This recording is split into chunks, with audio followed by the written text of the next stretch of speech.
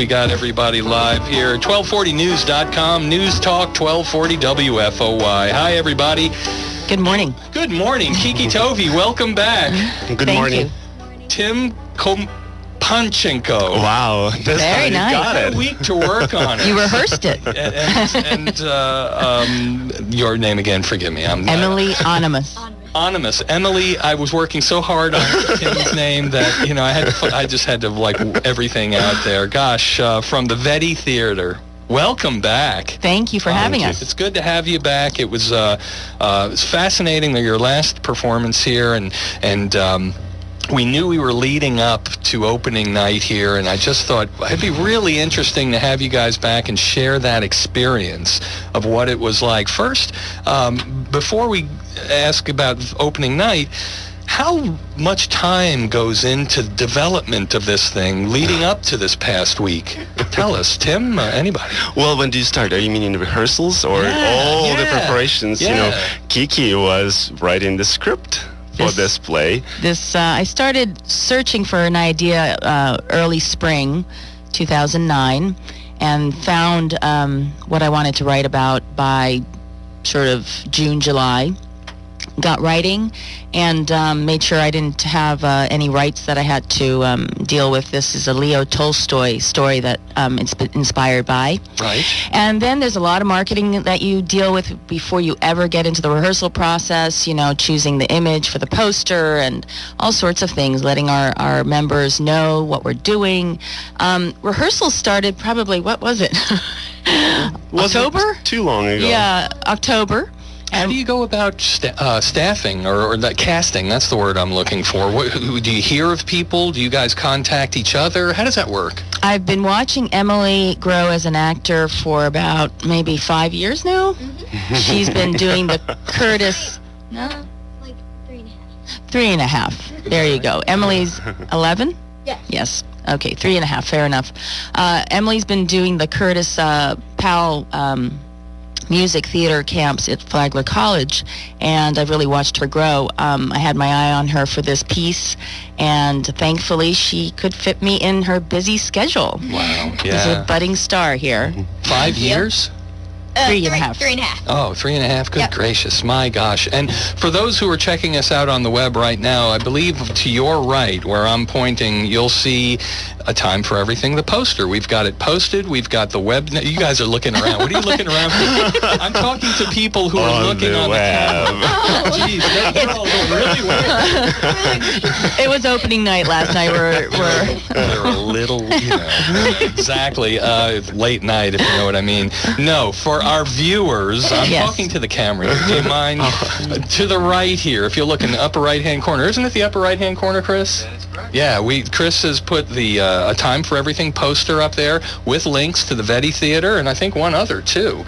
So it's right there on staugustine.com/airborne if you want to learn more. We've made direct links to it as well. So casting, you learn about Emily. What about Tim? How did you hear about Tim? How did Tim hear about you? Well, the thing is I want to tell about Kiki is that she's actually a very fair director in the sense that if there are auditions called for, she picks people from audition. They're not there just for people to show up. She actually wants people to show. And very seriously, if you're not there, you don't want it. But if you come, you have a fair shot of getting a part. And I think it's very important for this community because more people can get involved. And that may be something that's not always practiced everywhere, huh? Sometimes it's a predetermined, we've already got our idea or eye on somebody, but we'll let these people audition. It's almost like window dressing, huh? I don't want to name names or anything, but that sort of thing happens out there It happens. Out there in the world. So you feel like you got a fair shake, is that right? Yeah, and I'm just saying in general, when there are audition notices, they're seriously there, take advantage. And so this process that began back in June has evolved, and now you guys start to get together and form. You've made your auditions, you get together and you start to form your troupe, and your what kind of involvement then happens? How much practicing goes on at that stage? Well, let me start with a list of how many people are involved. Right. Besides myself as the playwright and director, we've got Brandon Zeke Smith as the music composer. This is all original music. Then we've got lyrics, Hector Gonzalez. And then we've got another actor in the play. Luba Estes plays the mystical hermit. We've got a costume designer, Arlene Felipe. A lighting designer, Roman Phelps. We've got a props master, Deborah Jordan. I mean, the list keeps on going on and on and on. We've got a volunteer coordinator, Helen Rake, town crier, Savannah Rake. There's a whole team that comes together, and everybody's got their duties. And so not only do we rehearse, but we design as well. All the costumes are original pieces. It's this wonderful creative process, and the beauty of it is it's all local talent. Yes. We are, homegrown here. Wow. I'm very proud of everybody. We had a great opening night. Well, yeah. Oh, it was so good. We had a lot of friends and family come out to support us. Winter Wonderland opened yesterday as well, so we got to get that out into the public. That's right. Winter's here. Believe it or not.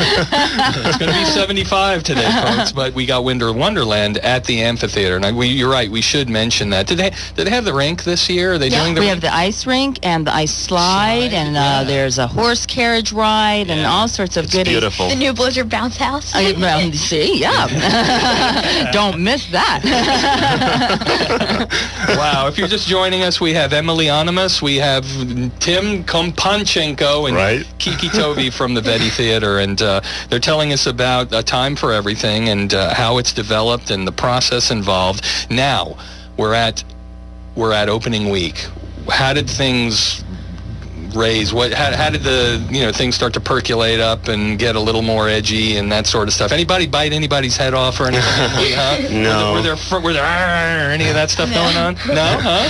On stage, maybe. At some parts, Yeah, I should mention we have a bear in the show, and Aaron Moeller plays the bear.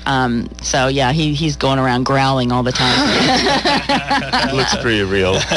No, we were lucky from the very beginning to get along, and it's more than get along. I mean, when I first saw Am, I was like, yes, thank God, it's gonna work because we have real relationship on stage. And it's great really chemistry. Yeah, the chemistry is important, and you have to have solid people you can depend on. Isn't that right, Emily? Yep. Yes, and I can depend on her also. And our relationship sort of kind of came together when we were practicing more and more. That's got to be important. You have to be able to look into someone's eyes and realize a little bit about what they're thinking, huh? Not just reciting lines, isn't it? No. I've always